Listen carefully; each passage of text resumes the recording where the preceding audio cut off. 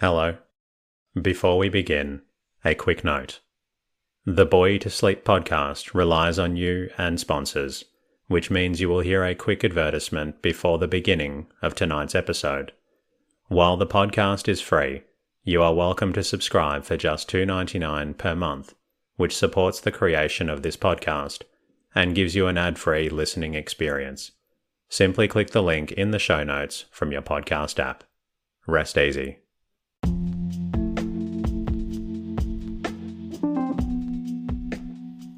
Hello. Welcome to the Bore You to Sleep podcast. The podcast that will hopefully help you get to sleep. I am going to read an open source book, one that is not particularly interesting, but one that is hopefully boring enough to get you to sleep. Tonight's reading comes from World Atavism, written by Edmond Hamilton and published in 1930. This story takes an interesting look at evolution from the point of view of a scientist living in the early 1900s.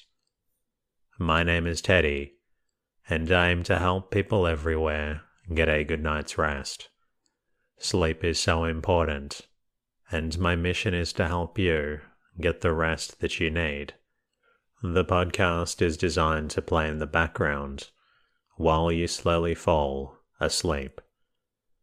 For those new to the podcast, it started from my own struggles with sleep.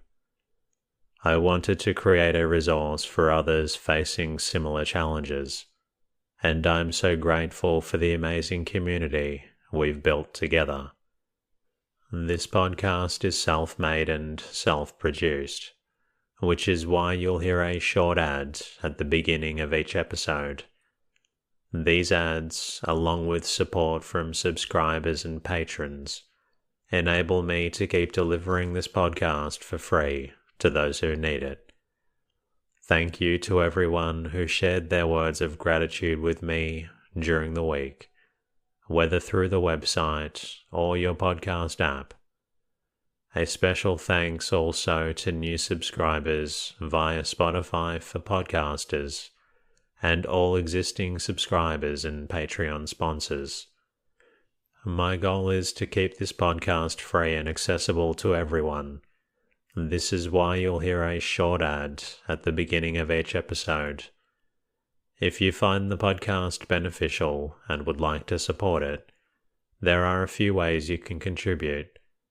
Follow the podcast in your podcast app and leave a comment.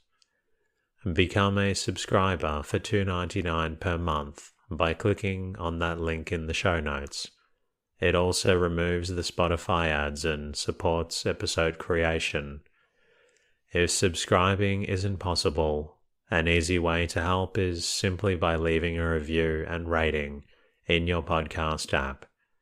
Even one sentence helps out. If you would like to say hello to me, an easy way to do that is by visiting me at boytosleep.com, or if you're on Spotify, you can always say hello via the episode Q&A. Another way to show appreciation while also helping someone out is by sharing the podcast with someone else who may need it. In the meantime, lie back, relax, and enjoy the readings. World Atavism by Edmond Hamilton, author of The Universe Wreckers, The Other Side of the Moon, etc. The sun's rays have been credited with many beneficial powers. It is a universally conceded fact that the sun is necessary to good health, not only because of its warmth-giving rays, but also because of some other element, directly a health-giving factor, which has since been more or less successfully duplicated in the laboratory, in the form of alpine lamps and whatnot. It is also said, however, that there are certain properties in the rays of the sun which might be used as life-giving rays. As far as we know, nothing definite has been established on this score yet. Who knows what other helpful possibilities are hidden in the various ether vibrations produced by the sun.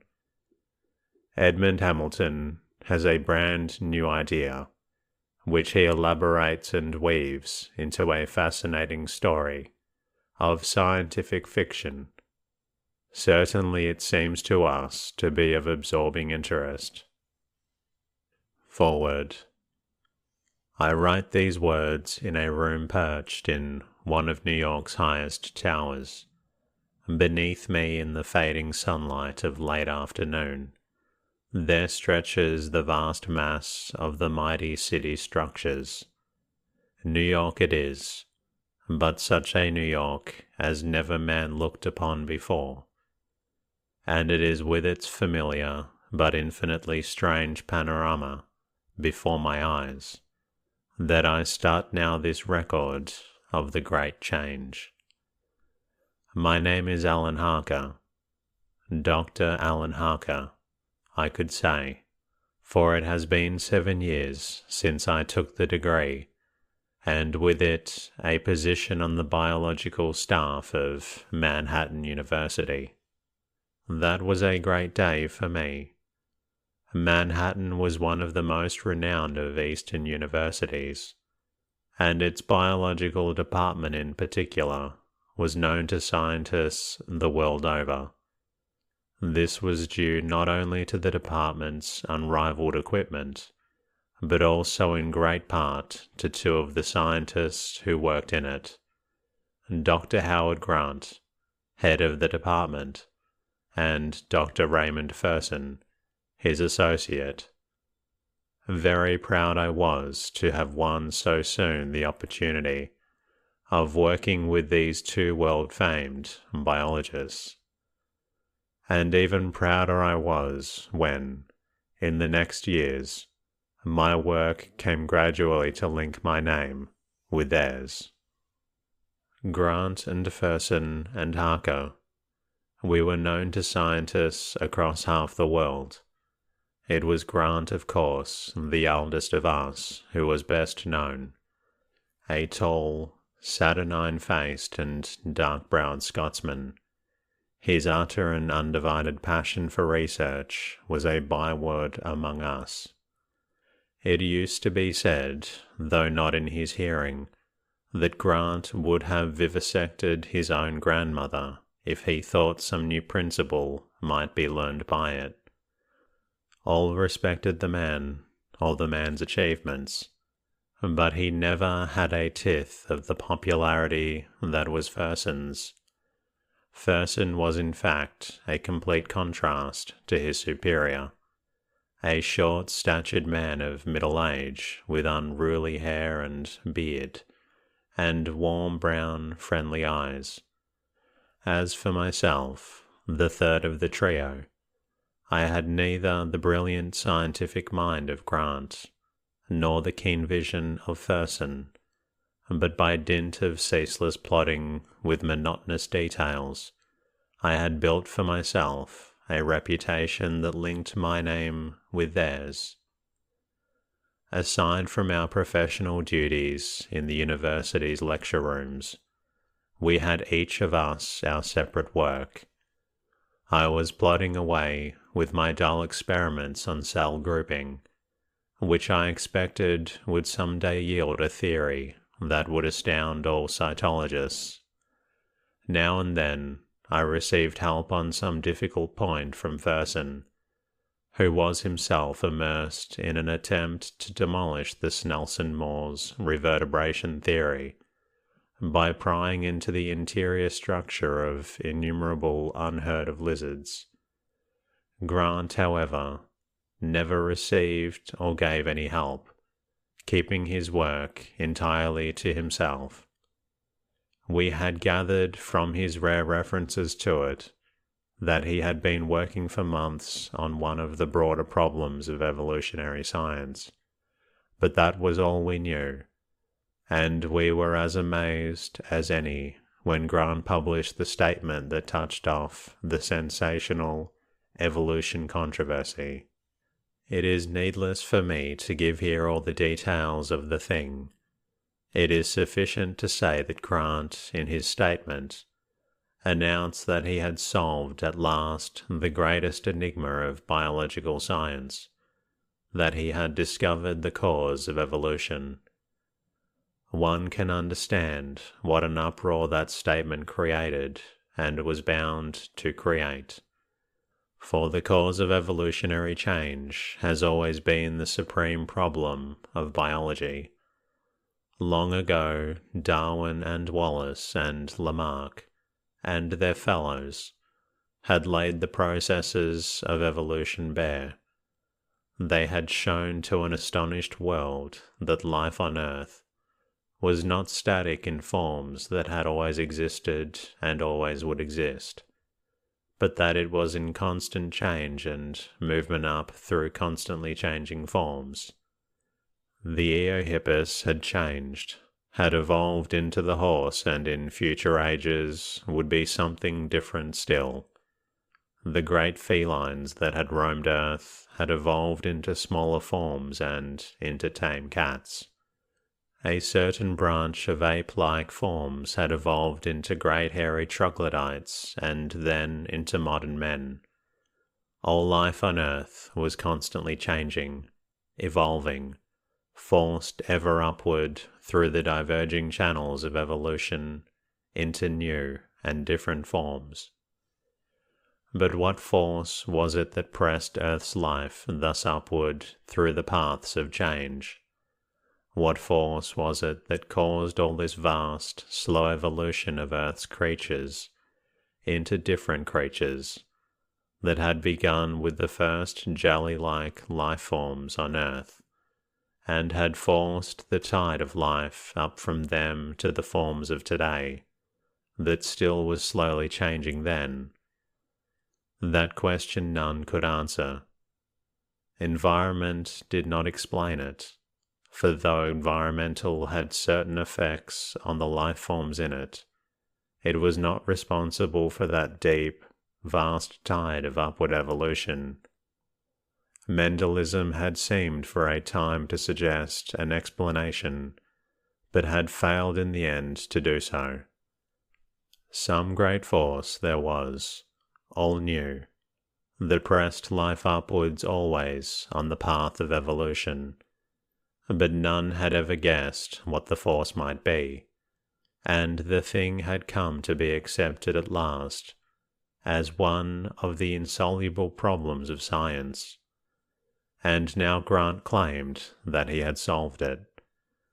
For long, Grant's statement said, I have held that since evolutionary change is unquestionably caused by some definite and omnipresent force acting upon all life on Earth, it should be possible to discover the nature of that force. I will not recount the work of months which I have spent in constant search for this new force, but will say that finally I have been successful, have identified the force which my experiments show beyond all doubt to be the single force responsible for the upward course of evolution on Earth. That force is a vibratory force, a vibration unknown to Earth's physicists prior to my discovery of it, which has as its source the Sun. The Sun, we know, is a vast mass of incandescent matter, which ceaselessly pours out part of its matter transformed into energy. The energy thus formed, flooding out in all directions from the Sun through space, takes various forms. At a certain vibratory frequency, it takes the form of light and illuminates our day. At another frequency, it is radiant heat, warming our world. At still another, it is the cosmic ray so recently discovered. There are many others known to us, and still more of which we know nothing as yet. A vast welter of vibratory forces flooding endlessly outward from the Sun. and it is one of those vibrations, one which we well may call the evolution vibration, which is responsible for the evolutionary change of all life on Earth. In this, there is nothing astounding. The sun's various vibratory forces affect all living things on Earth profoundly, each in a different manner. Without the light vibrations, Earth's life would fade and die, the absence of the ultraviolet waves being fatal in time. Without its heat radiations, all life would freeze. And without this evolution vibration playing ceaselessly upon Earth, all life upon Earth would no longer be pressed upward through the paths of evolution, would slip back swiftly down those paths, down the myriad roads up which it has searched for so long. For not only is this evolution vibration that forces Earth's life upward on the way of change, it is this vibration that keeps Earth's life from slipping backward. Thus, for Grant's statement, to Fersen and me, it was as astonishing as to the rest of the scientific world, for not until then we did learn what work it was that had occupied Grant for so long. Yet even we too, I think, were surprised at the sensation that the statement caused. Always the work of Dr. Grant had been accepted almost without question. So great was his reputation and so brilliant his achievements. But with the publication of this amazing new theory of his, the general dislike of the man that had always lain latent burst forth into a storm of criticism. It was admitted that the new vibratory force which Grant had discovered did apparently exist, since other scientists working on his data had corroborated his work on it. But it was denied by Grant's numerous critics that this force was what he claimed it to be, the cause of evolutionary change. It was impossible, they stated, that such a so-called evolution vibration could in reality be responsible for the course of evolution on Earth.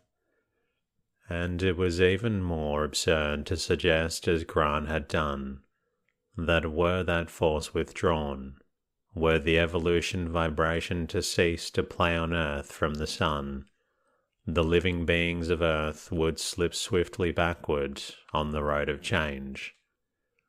The controversy over the thing grew, in fact, to a point of bitterness unprecedented in scientific discussion, a bitterness intensified by the comments of the saturnine and black-tempered Grant. In a series of sardonic statements, he compared his critics to those who had derided the work of Darwin and his fellows, and indulged in some rather acrid personalities. These in turn provoked fiercer attacks, and the whole matter grew thus quickly into an unseemly intellectual brawl. To Fersen and myself, the whole controversy seemed a useless one, because in the course of time, experimentation by other scientists would definitely prove or disprove Grant's theory. Yet neither of us ventured to suggest to our bitter superior, and so the wrangle grew in intensity in the next days until it suddenly came to a head. It was the elderly President Rogers of Manhattan University who brought the thing to a focus. He and the university's other officials had been growing more and more restive under the criticism that Grant's controversy was bringing on the school, and so at last he suggested that a meeting be held at which Grant could lay his theories and data before his fellow scientists in their entirety. This Grant accepted, and so too did most biologists of any note within travelling distance of New York.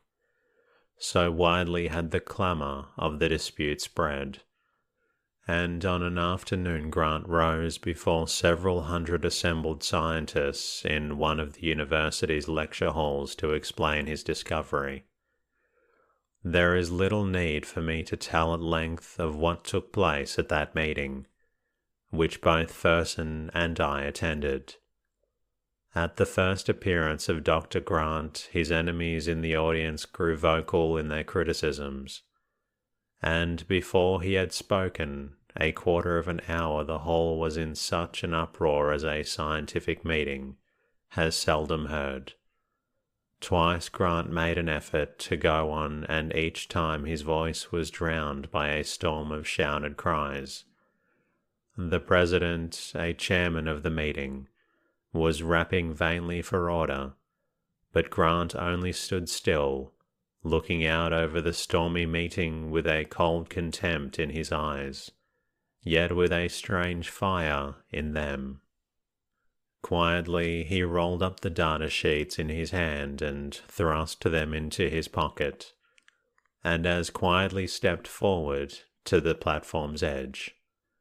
Something in his bearing, in his expression, quickly quieted the noisy throng before him. His voice came out over the hall cold and clear. "You have not let me give you the proof for which you have asked." The president stepped to his side, said something rapidly, but Grant shook his head calmly. "No proof that I can give you here would convince you of my theory's truth, I know," he told the silent throng before him, "but I will give you proof of it yet. To you and to the world, I will give proof such as the world has never seen before." Before any could move, he had walked from the platform and out of the hall. A buzz of excited voices broke out instantly in comment and criticism. It was some hours later before Fersen and I got from the meeting to Grant's laboratory, but Grant was not there. Within 24 hours more we knew, and all the university knew, that Dr. Grant had disappeared. From the meeting he went to his laboratory, burnt some papers there and pocketed others. Then he went to his rooms, hastily packed a few bags and departed. He left no note, no message. His action brought to a climax the whole sensation of the controversy he had precipitated, and Grant's going was taken by many of his critics as a confession of the falsity of his position. He had had no close relatives to start a search for him, and though to Fersen and me his strange departure seemed astounding, we could explain it no better than others. The sensation subsided, and Fersen was appointed to head the department in place of the vanished scientist. Our own work occupied us once more, and certainly neither Fersen nor I, any more than another, guessed what lay behind Grant's strange action. It was 6 months after Grant's departure that the great change began.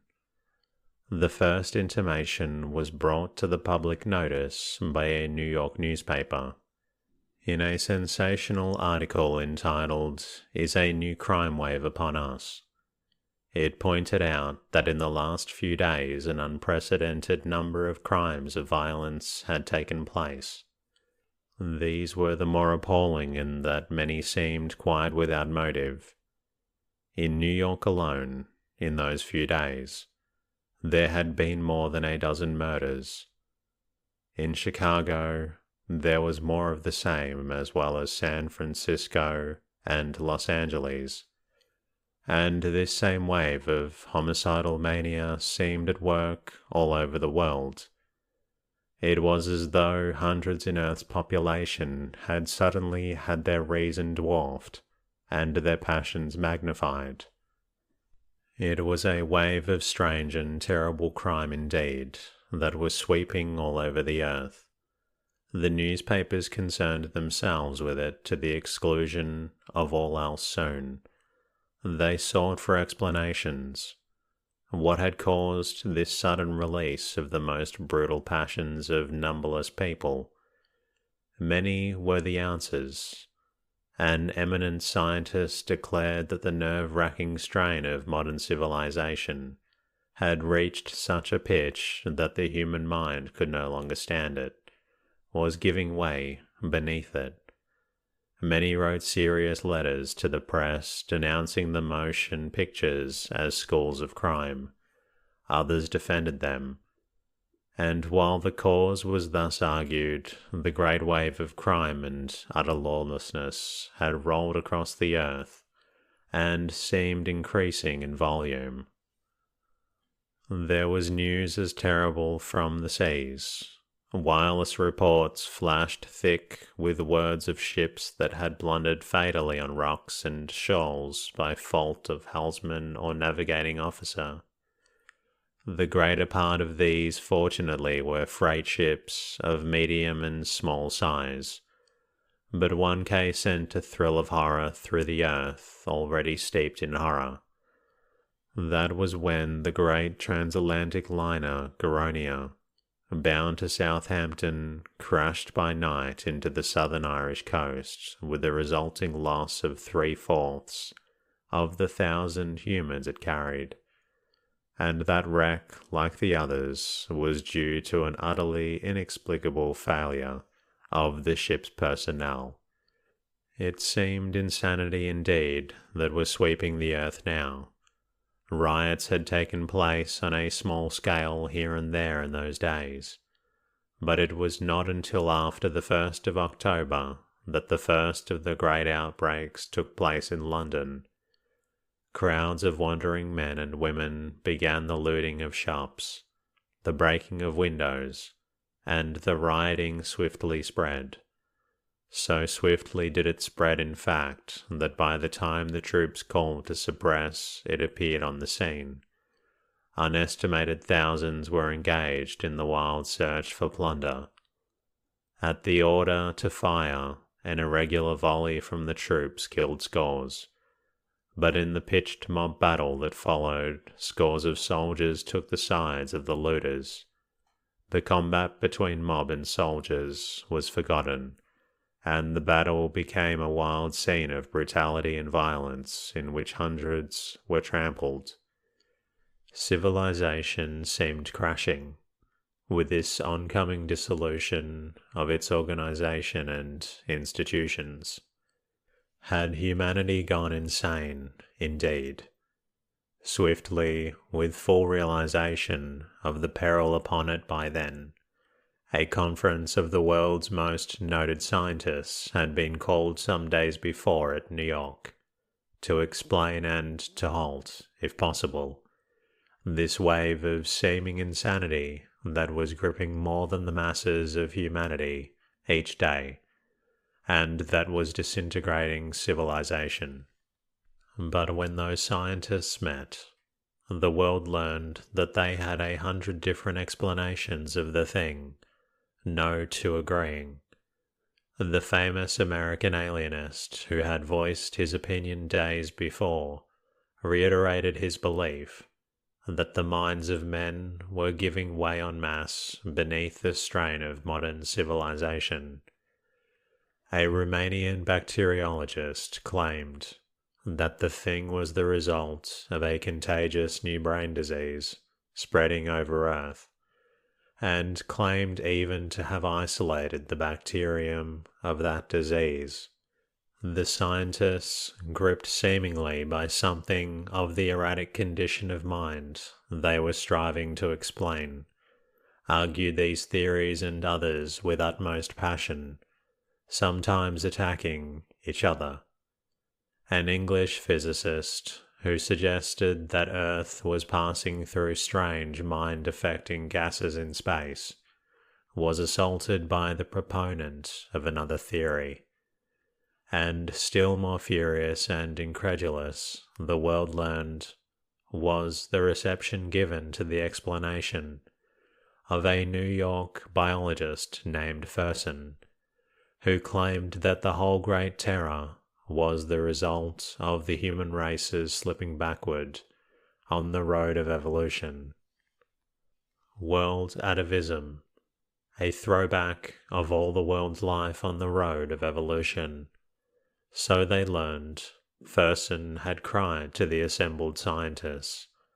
All Earth's animal life is beginning to slip back, and man, as the most recently developed animal, is slipping first. He is going back toward the savage state, toward the caveman or troglodyte, toward the ape. He is losing control of his passions as he goes back, which accounts for the violence that now fills Earth, and he is losing the mental capacity of modern man, which accounts for his inability to operate longer our modern machines. A world atavism that is beginning with the atavism of the human races. But what could cause such world atavism as that, the incredulous scientists had cried? The evolutionary theory of my former associate, Dr. Grant, Fersen had begun, but was interrupted by a chorus of derisive shouts provoked by the mention of the scientist whose ridiculous theory had been exploded. So Fersen had been forced from the meeting by the furious scientists, who seemed seized indeed with the erratic craziness that was gripping the world. Another day they advanced and argued their theories that grew ever more impossible, more incoherent, and then the meeting dissolved in a general righteous brawl of the arguing scientists. They, in common with the rest of the races of men, seemed incapable longer of calm thought, of cool, unpassioned reasoning. Men were out-rivaling each other in mad action.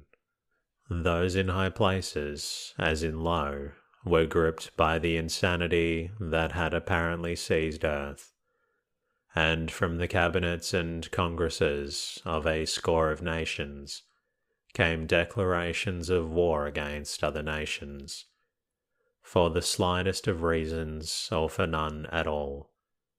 England, the United States, France, Germany, Italy, Turkey, Japan, and China. These and a dozen others issued frenzied and incoherent calls to arms, but they were unheeded. Even war now could not penetrate the unreasoning minds of men. Armies had broken up, all discipline and organization vanishing. A few who tried to keep their soldiers in line found that the men could no longer handle the great guns and instruments of war, found that most of them were incapable of the operation of rifles. Civilization was crashing, with a prolonged roar of falling laws and institutions and customs echoing across the world. The ordinary methods of transportation and production having completely broken down days before. The stream of food into the great cities had abruptly ceased. The brutal throngs that filled those cities subsisted by looting the existing food supplies for a time, but soon these were exhausted, and then terrible battles took place between the rioters for food which they had found. Battles they were of hordes of ragged brutes, of savages, who fought with knives or with their bare hands in the streets. Only occasionally was a shot heard. For almost none there was now within sufficient dull glimmer of intelligence to manipulate a gun. In the shadow of the tall towers of New York, and in the brick and stone acres of London, and the boulevards of Paris, thousands and hundreds of thousands of these savages swarmed, the ways choked with corpses of the slain. And these swarms that had been human were changing in appearance too. The men were unshaven and hairier, it seemed. Much clothing had been discarded. crude belts that held knives or the like weapons being retained. They crouched now as they walked, their step a watchful animal-like one. From under shaggy brows they stared at each other. Small crude family groups held together, the men battling other men for the possession of food. Some managed to kill animals and wore the skins. They were troglodytes, millions of them, men such as the world had seen thousands of years before. They were wandering through the cities and towns that they themselves had built, staring in wondering fear about them at things the purpose of which they could not understand. But most had no wonder, only a brutal lack of interest in all save food and mating and sleep. There were no fires, for all had lost the use of fire and feared it now. Driven by hunger, great masses of them were pouring out of the cities into the countryside, to hunt roots and herbs and to kill small animals for food. They made rude shelters for a time, then abandoned them for caves and crannies in the rocks. They ceased to use knives or spears. They could but throw great stones at each other or wield chance clubs, or fight with bare hands. Many had remained in the cities, and among them was more fighting. With each day they were changing farther, it seemed, going farther back along the road of change that man had ascended so slowly through the ages, and that he was slipping back upon so swiftly. And that concludes tonight's readings. I hope you've enjoyed listening to this story. I also do hope you're feeling drowsy, and if you're not quite tired yet, feel free to listen to another episode of the Bore You to Sleep podcast. Until next time, good night.